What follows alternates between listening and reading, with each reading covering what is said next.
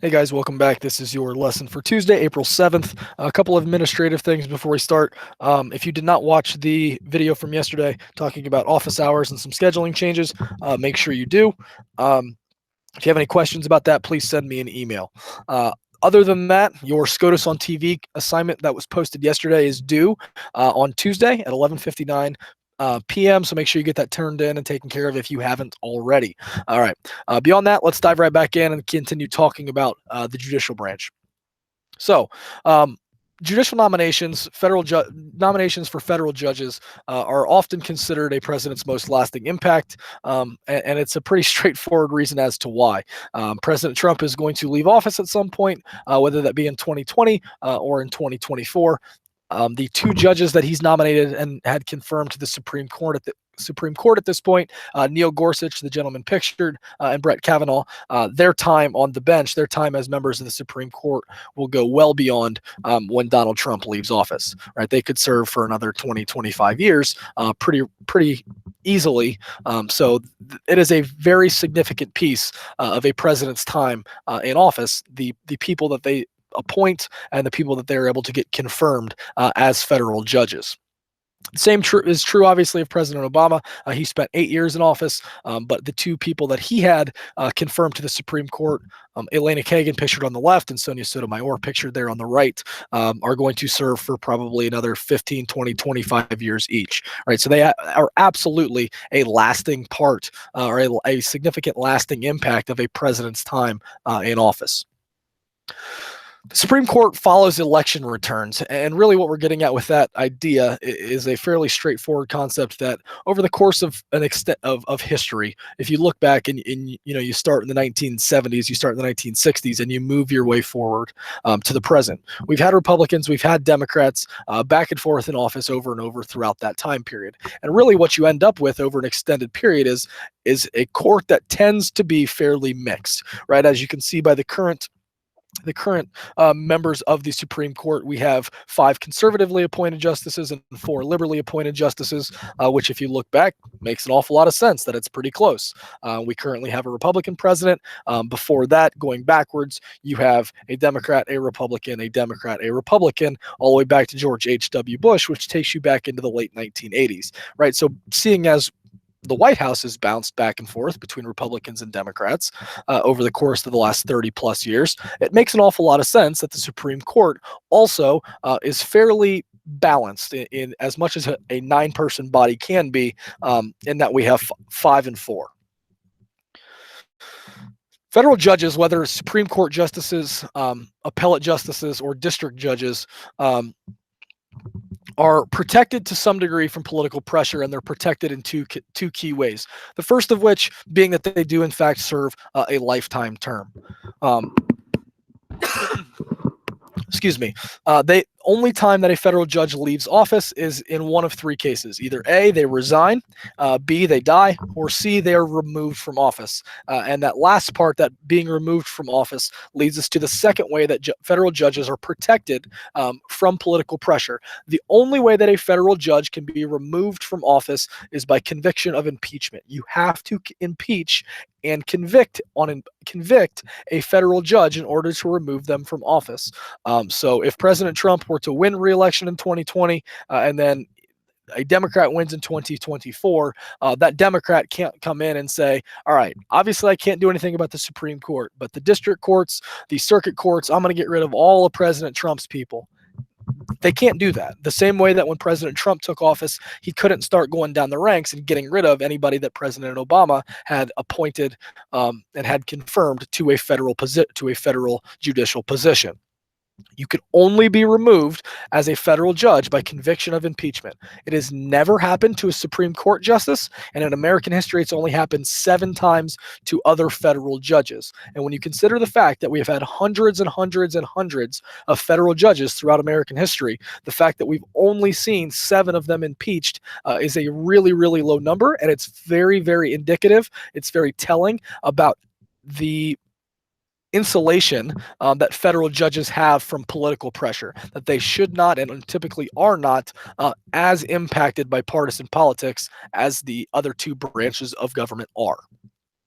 So let's run through the confirmation process, and we're going to focus specifically on Supreme Court justices, but the process is fairly similar for all federal judge positions. In 2013, Democrats controlled the White House and the Senate. But Republicans had enough members of the Senate in which they could filibuster and they could prevent any democratically appointed justices from being confirmed. President Obama had a whole string of different people that he'd appointed to be federal judges where Republicans filibustered, and those people were not able to either be confirmed or rejected. So Democrats decided that they were going to change the rules of the game. They changed the Senate rules about majority votes and how to get rid of a filibuster, a concept that we've already talked about, by invoking what's called the nuclear option. And invoking the nuclear option, what they decided is that they could get a motion of cloture. They could get rid of a filibuster on any nominees for a federal judge position with a simple majority. What they didn't say, however, is that that would apply to Supreme Court nominees. They said, no, for a Supreme Court nominee, we are not changing the rules whatsoever. We are keeping the rules exactly the same for Supreme Court justices.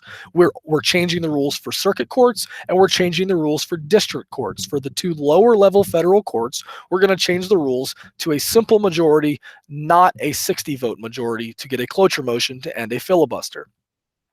At the time that they did that, Mitch McConnell, who at the time again was the minority leader, said, we very much disagree with your decision, and we're going to keep this in mind.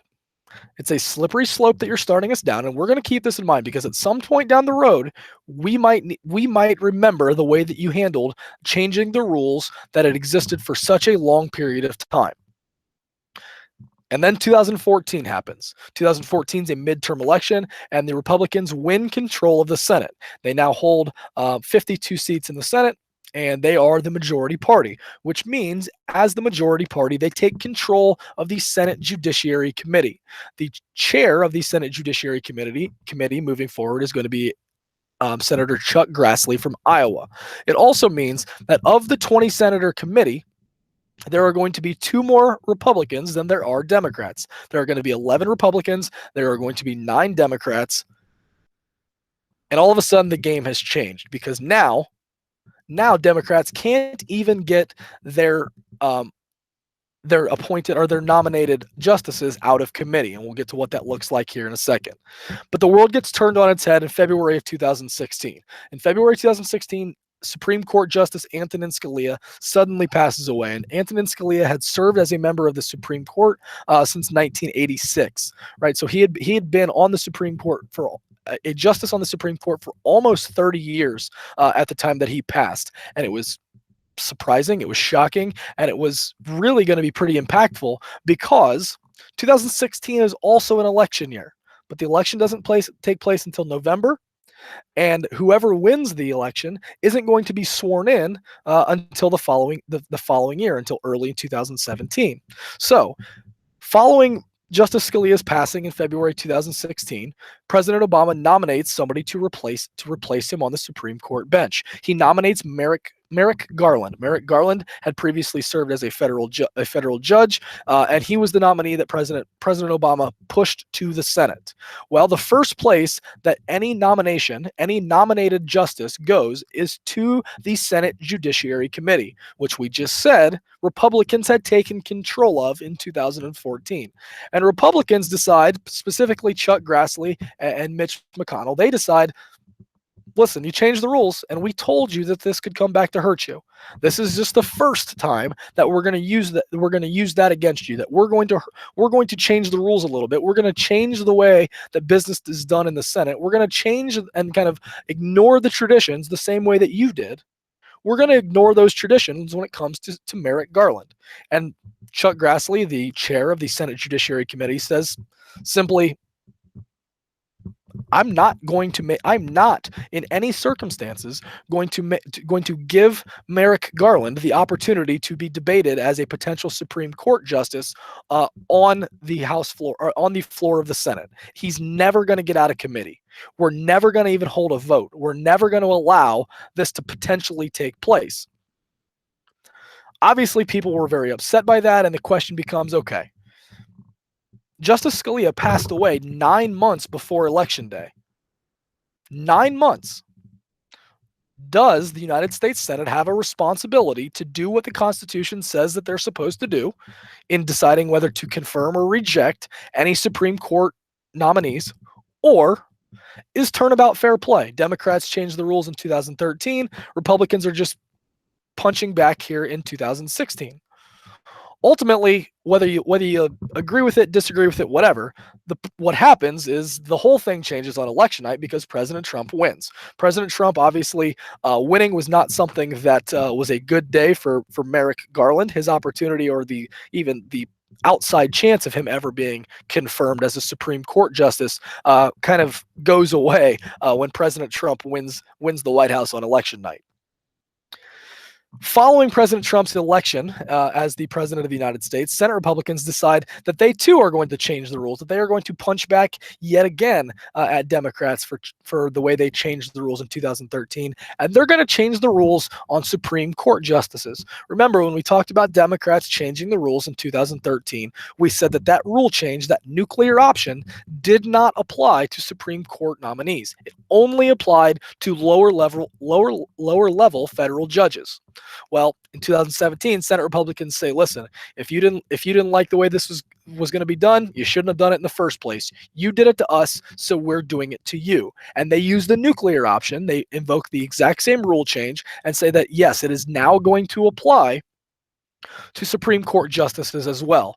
And Republicans do so, and as a result of that, President Trump has nominated and seen two different justices confirmed to the Supreme Court, Neil Gorsuch and Brett Kavanaugh.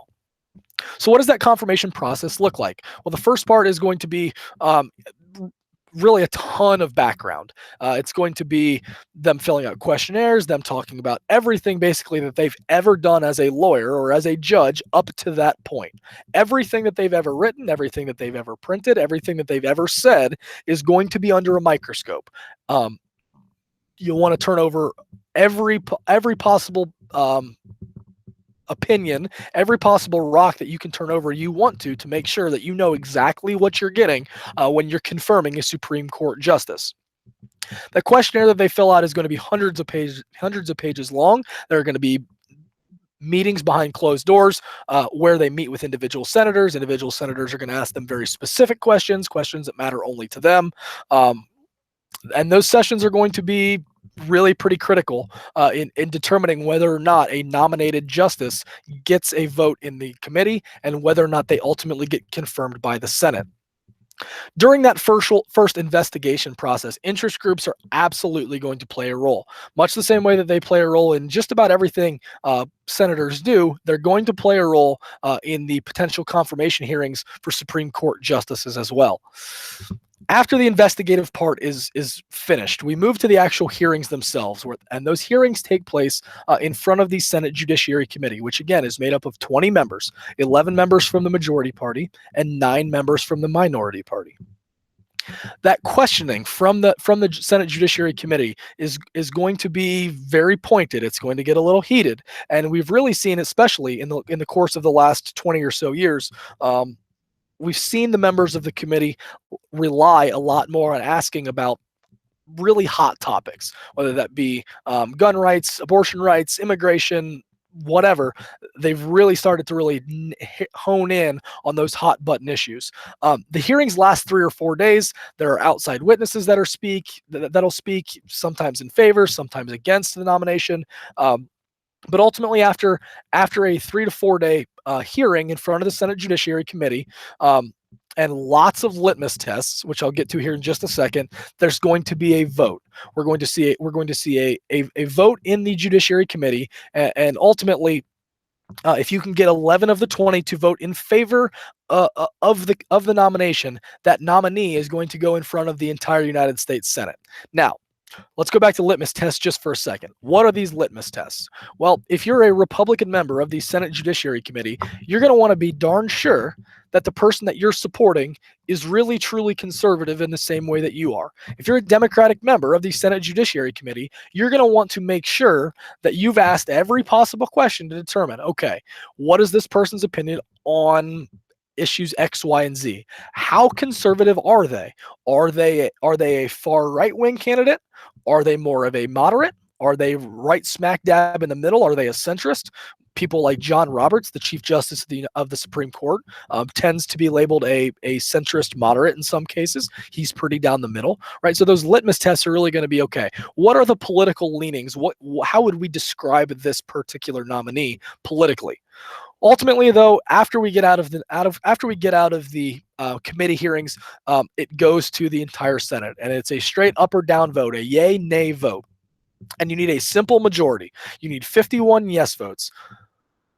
And I say that, and then you look at the picture and you say, well, what do you mean you need 51? Justice Kavanaugh only had 50. In Justice Kavanaugh's confirmation hearing, we only had 98 votes that were yes or no. We had 2 senators that voted present, meaning they are not a yes vote or a no vote, which means 50 is in fact a majority. 50 out of 98 is a simple majority, and it's over. That's it. Done. Brett Kavanaugh at that point is confirmed as an Associate Justice of the Supreme Court of the United States. That process is extremely lengthy. As I told you, with the seat that was opened up by the passing of Antonin Scalia, and then ultimately filled by Neil Gorsuch after the Merrick Garland period, that seat was open for almost 400 days, right? But in a typical situation, a Supreme Court, the nomination process typically lasts somewhere between 50 and 100 days. It typically doesn't go past 100. The only real big exception to that would be Robert Bork, a justice that was nominated under Ronald Reagan and ultimately was not confirmed, which is pretty rare. Typically, presidents do an awful lot of homework to make sure that they know the person that they nominate can in fact be confirmed. If you want to know what it looks like inside the actual committee hearing, I've included a video clip of the Gorsuch hearing from 2017. But just to kind of run down Supreme Court nominations. Can an Associate Justice become the Chief Justice? Yes, absolutely they can. So in the event that John Roberts at some point is going to step away from the bench, he's the current Chief Justice whenever he decides to step away, whether that be him retiring or him passing, whatever it is, the President of the United States can name one of the Associate Justices, one of the people that's already in the Supreme Court, as the next Chief Justice. He doesn't have to. He can bring in somebody from the outside. He can nominate an entirely new person to not only be a new member of the Supreme Court, but also the Chief Justice. It's extremely rare that happens. Typically, when the position of Chief Justice needs to be filled, it's filled by somebody that has already served as an Associate Justice. William Rehnquist was the last person to go from not on the Supreme Court to Chief Justice of the Supreme Court during the Reagan era. We're going to get into senatorial courtesy here in a little bit. But with regards to Supreme Court nominations, senatorial courtesy is not a thing. We'll talk about what that is here in just a little while. Does the President of the United States do screening privately and alone? Absolutely. The President and his staff are going to work tirelessly to make sure that they've identified the right candidate for the job when they have the opportunity to nominate a Supreme Court justice. Can individual senators play a key role? Yes, they absolutely can. Right? In the current climate, or in the current situation, I think it's incredibly likely that Chuck Grassley, the President of the Senate, and Mitch McConnell, the Majority Leader of the Senate, would play really significant roles in deciding who the potential nominee might be. Do candidates campaign or lobby publicly for the job? No, they do not. It is considered unbecoming. It is kind of just not done. If you're a federal judge, whether that be at the district level or the circuit level, you do not campaign, you do not lobby, you do not kind of ask to get the job as a Supreme Court justice. It is an honor, and if you get it, great, but you don't campaign to get it.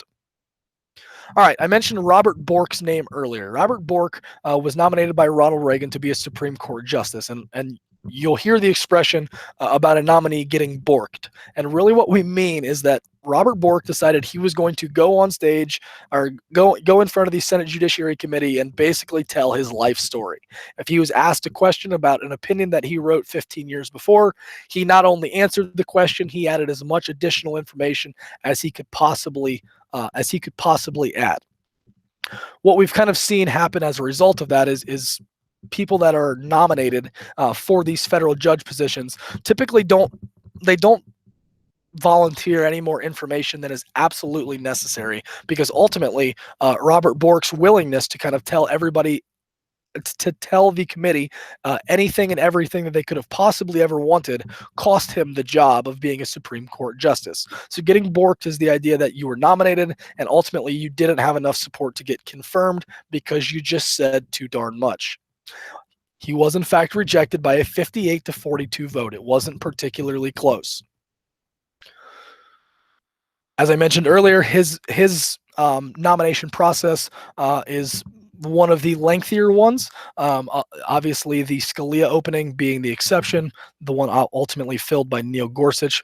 But the Robert Bork opening is kind of a playbook for what not to do as a federal court nominee.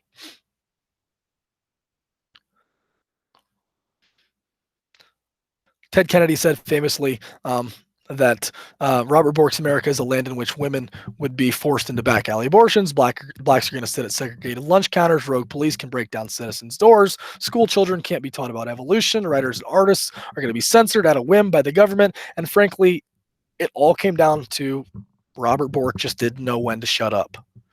If he would have admitted, if he would have spoke less, if he would have said less, if he would have given the Senate Judiciary Committee less, it's incredibly likely that he would have been confirmed. He didn't, and he wasn't.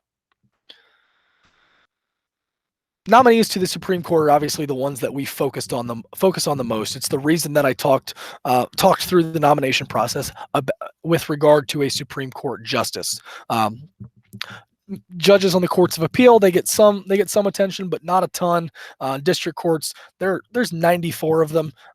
We really can't spend the same kind of time on TV and in the media on nominees and potential judges in district courts. We can't spend that kind of time on them the same way we do for Supreme Court justices. The focus in the media, the focus in America tends to be on Supreme Court justices.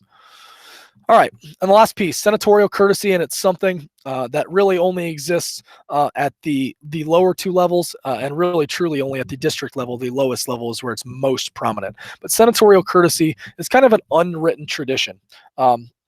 Anybody that's nominated for a federal judge position, for a federal judicial post, if a senator from the president's party, that is from the state where that judge will serve says no, then the rest of the Senate kind of just gets on board. So what does that mean?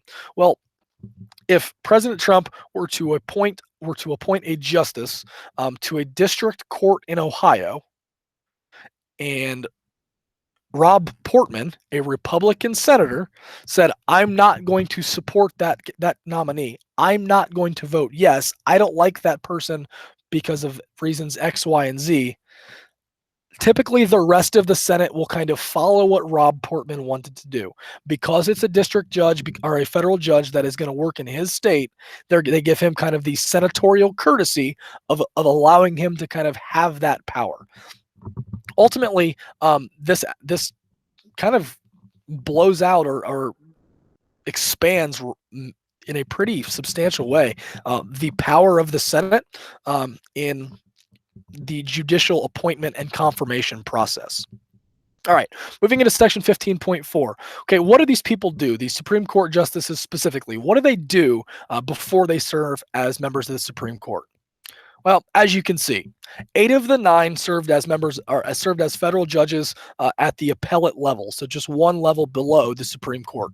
The only exception to that would be Elena Kagan, and Elena Kagan served as the U.S. Solicitor General. And the Solicitor General is the person that represents the federal government in court in cases involving or in cases involving the federal government in the Supreme Court. So if you look at like something like US v. Lopez, that's where the Solicitor General is going to get involved, right? The Solicitor General represents the federal government in the Supreme Court. That's what Elena Kagan did before she was a Supreme Court justice. The other 8 of them all served as appellate justices prior to being nominated to the Supreme Court bench. All right.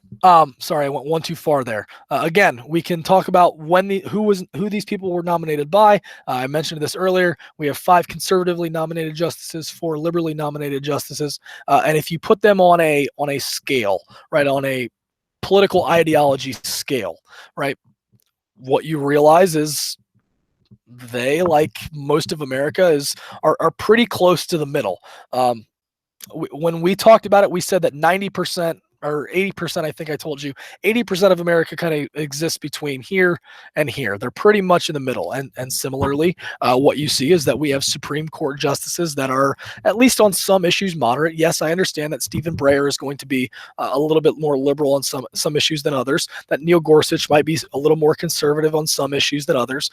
But for the most part, Supreme Court justices tend to be a little bit more in the middle of this chart than some people in the media or some people would lead you to believe. Yes, we have those that exist on the extremes. Sonia Sotomayor is by far the most liberal judge on the bench, and Clarence Thomas is by far the most conservative judge on the bench. But again, for the most part, our justices are there in the middle. One of the last things I want to talk about is the way that Supreme Court justices leave when they decide that they've had enough. This shouldn't surprise anybody, but they oftentimes try to time their retirement. David Souter is a really good example of that. While he was appointed by a Republican, he was appointed by George W. Bush. He ultimately, over the course of his time on the bench, kind of floated back to the middle, and maybe even floated to the liberal end of the ideology chart. And ultimately, he decided that he was going to stay in his position. He was going to stay on the bench, serving as a Supreme Court justice until he knew that he was going to be replaced by a liberally appointed justice that he thought would be a suitable replacement. Ultimately, he did so, and he waited until Sonia Sotomayor was able to fill his seat in 2009. Same thing takes place on the other end. I'm not sure where my picture Justice Kennedy went. There it is. It's popping up slowly. But Justice Kennedy did the same thing in 2018.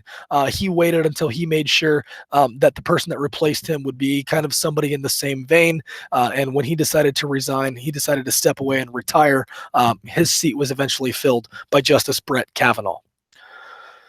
So, current makeup of the court. Clarence Thomas has been there the longest. He's been there since 1991. Brett Kavanaugh, obviously, being the most recent. He was confirmed in 2018. But a very diverse group of people currently make up the court. I know that was a ton of information. There was a lot going on there. If you have questions, please, let's find a time where we can talk. I've scheduled a couple of Google Meets with several different students to do one-on-ones and answer questions that you guys are having. I'd be more than happy to do so. Just get a hold of me and let's find a time that works for both of us. Other than that, have a great rest of your day, and I will see you guys. I'll see you guys tomorrow.